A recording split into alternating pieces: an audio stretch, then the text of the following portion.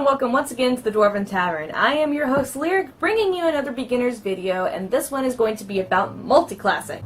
There's been a lot of confusion about multiclassing in certain role-playing games, and I'm hoping to bring some sort of light to that topic. However, a lot of the rules that I abide by might not be the same as you, and the role-playing games sometimes differ. So please check your role-playing games to make sure that it might help, but at the same time make sure that they're actually accurate. So I'm using 3.5 as my reference. 5th edition, Pathfinder, 13th Age, Traveler, World of Darkness, all of those role-playing games might have a different multiclassing system, and they might be laid out in your book. If not, please sit back and enjoy the show. So, there are two different types of multiclassing devices that I want to talk about, and the first one's actually multiclassing, and the second one is gestalting. The difference I will get into later. First, we're going to talk about the pros and cons of multiclassing. First off, what is multiclassing? This is when you have a character who wants to be more than they actually are. And that might be that their personality changes in-game, they might have this focal point set off from the very beginning, or they might find themselves in a situation that they can't get out of, so they're like, might as well do it for the greater good. And that is, they might decide that they want to learn about a different art or a different craft that they might not have delved into before. For example, you might have a paladin who is, they're still, on their devotion to their lord or their god, and they might have a set path in mind, but at the same time they're feeling like they need to somehow expand their realm or expand the realm of their deity, and they do this by singing songs of that deity, which, for example, in that time period, if we're going with medieval stuff, the best way to sing, or the best way to distribute knowledge is through song. A lot of people use music as a way to tell stories. So a paladin might find it the most beneficial to their lord or whatever they follow, that they sing songs about it. So from like 5th level on, they decide to start leveling up as a bard too.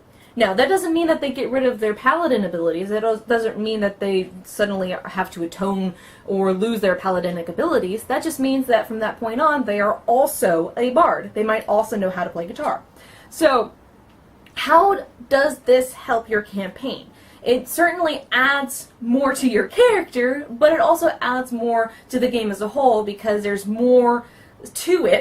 It's like giving an ability to your character that, if you're lacking in individuality or you're lacking in the variety of your game, then having a multi-class character can add more variety to the characters as well. And not only that, but it can also add to the story where it was originally lacking. So, how does one actually do the multi-classing? Now, this is kind of something that you build on with time. This isn't necessarily something that you start from first level.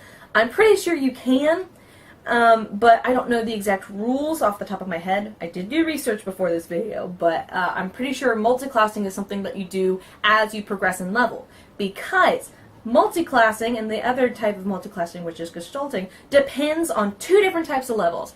The first one is your character level, who your character is as a person, and the class level, which is the thing that they are doing, the thing that they their line of work, I should say, and how progressive that has gotten. So, the character level levels up overall. That is, your character has experience, and this character has earned more experience in doing this stuff. So, they might be a 15th level person, the 15th level elf.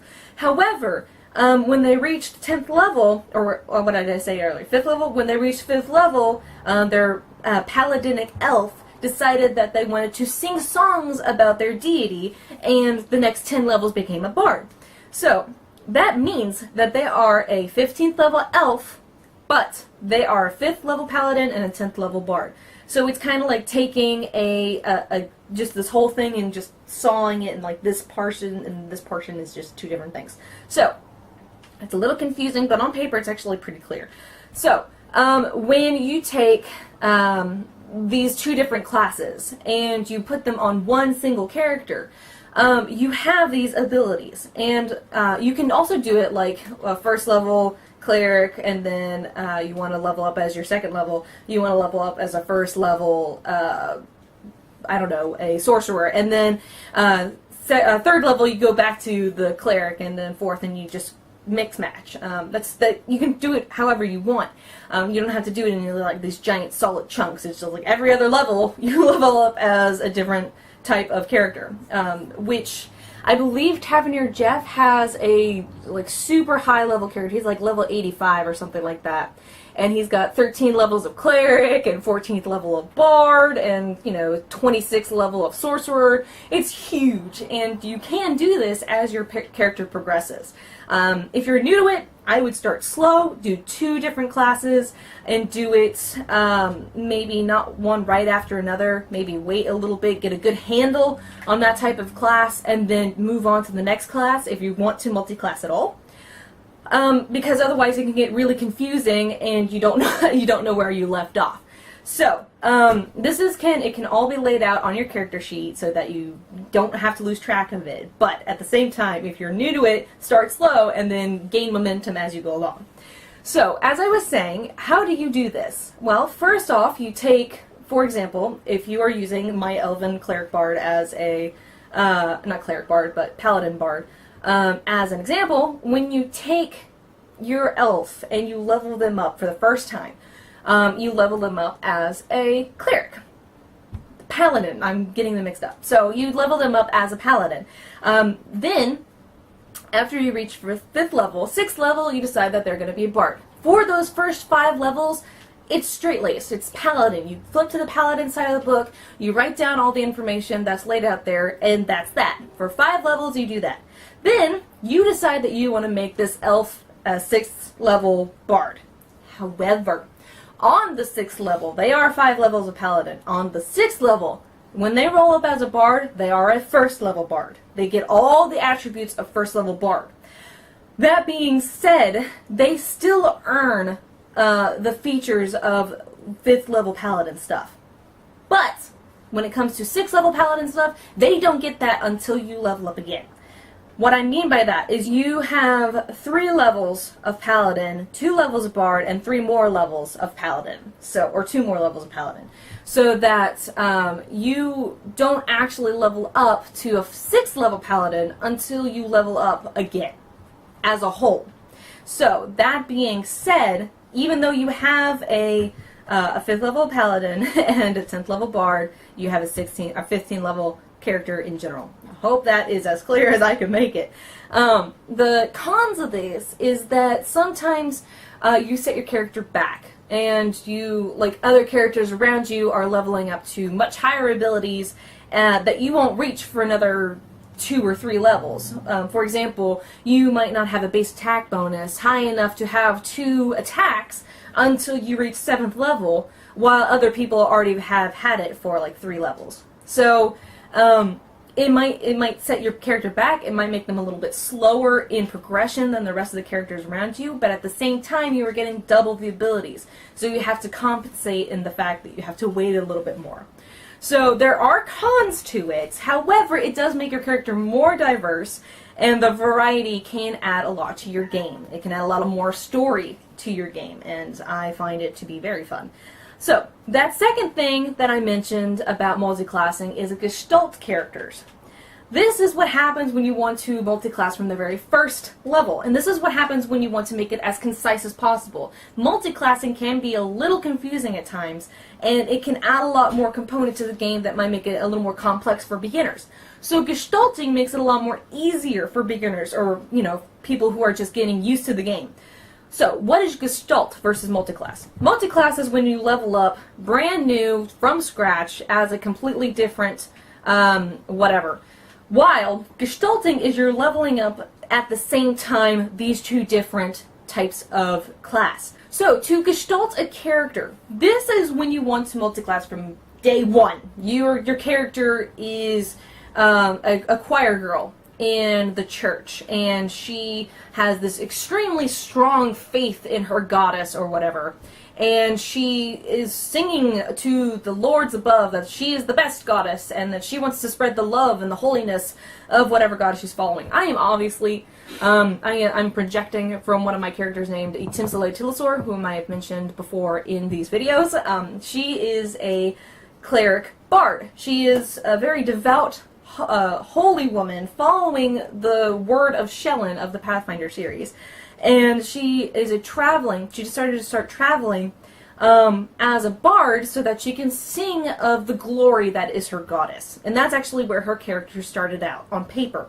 So that being said, she started out as both a cleric and a bard. Now, how does that work out on paper? Well, for example, my Itimsele Tilisor, she has both the benefits of a bard and a cleric.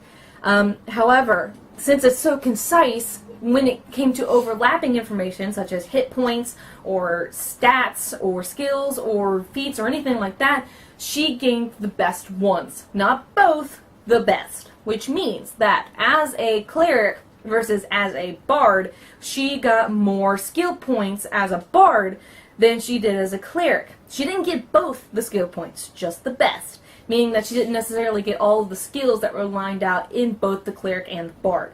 So she just earned what was available to her. Another example is she had more hit points as a bard than she did a cleric, so she got more hit points of the bard. She didn't get both, she got the bard. And that's it. When she leveled up again, she's leveling up as both. She's still comparing the two classes and taking the best from both bunches, and that means that she might have lost some abilities that would have otherwise been given to her. So that is the con of Gestalt characters, is that they level up as fast as the rest of the characters, as the rest of the classes, but they do lack the double information. They lack the excess energy that is normally given to those two characters, which can set your character back, just like with multiclassing, but at the same time, again, you eventually make up for it by having this character who has these two very unique abilities,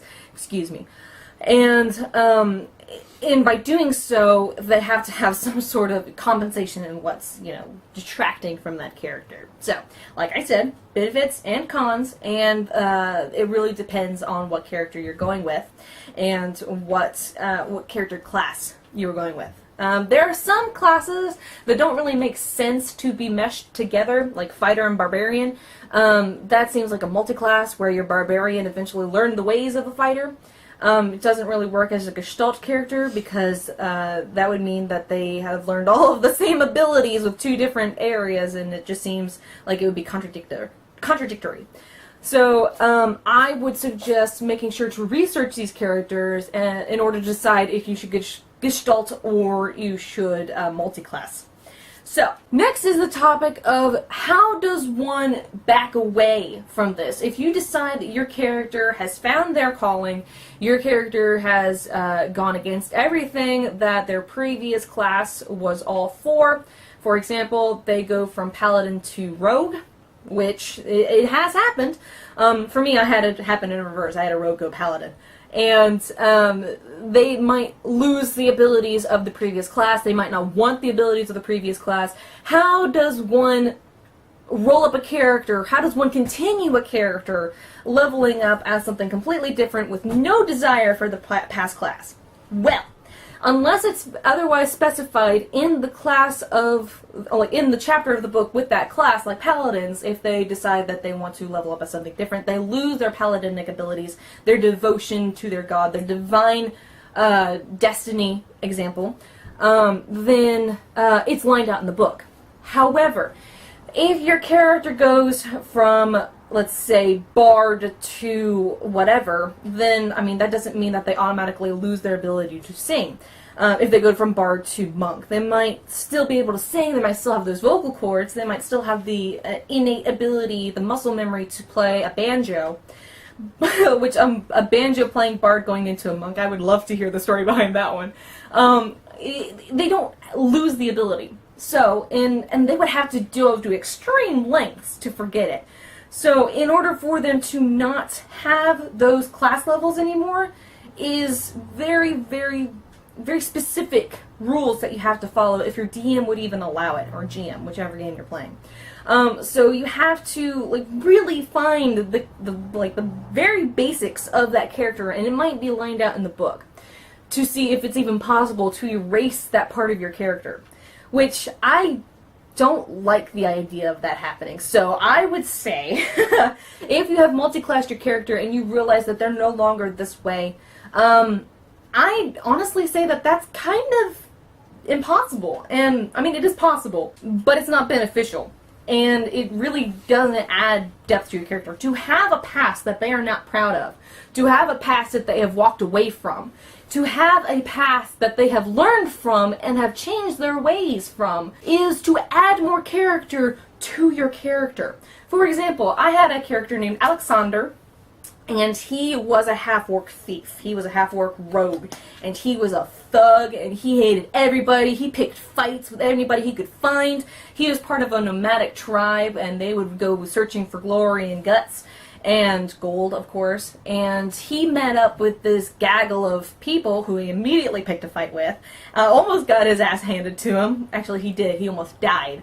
And then he found an angel who had been torn down from the heavens and plucked clean. All of her feathers were they were gold and they were worth so much money. He's like, oh my god, all these feathers. And then he followed the trail of feathers to a plucked clean angel, and just like that, he changed. He's like, this poor innocent creature, this divine being, who the fuck did this? Because I need to settle a score. And he became from a chaotic evil character to a lawful good character overnight. Like, those extremes don't necessarily happen a lot in game, but they do happen. And when they do happen, multiclassing comes into effect. So he changed from a thief to a, I almost said thief to a rogue. He changed from a rogue to a paladin overnight because he needed to find the evil that had soiled this pure, innocent being.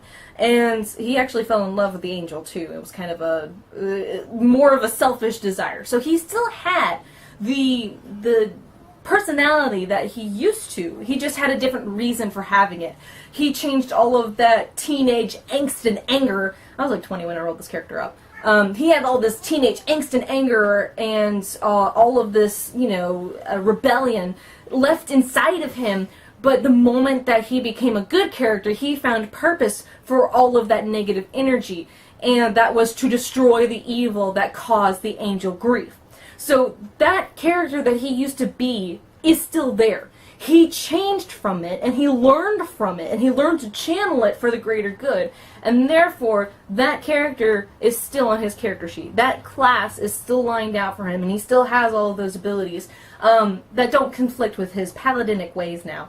Like, he lost his backstab ability because in order to be a paladin, you can't backstab. The moment you do, you're not a paladin anymore, because that's not just, that's not law. So he's, it's not right, basically, and morally conflicting. So all of the stuff that was morally, you know, against what a paladin believes, he obviously left that behind. However, he still has a lot of the same ingrained abilities of the rogue that's left in him. He still has his move silently ability, he still has his pickpocket ability, although he probably would never use it at this point.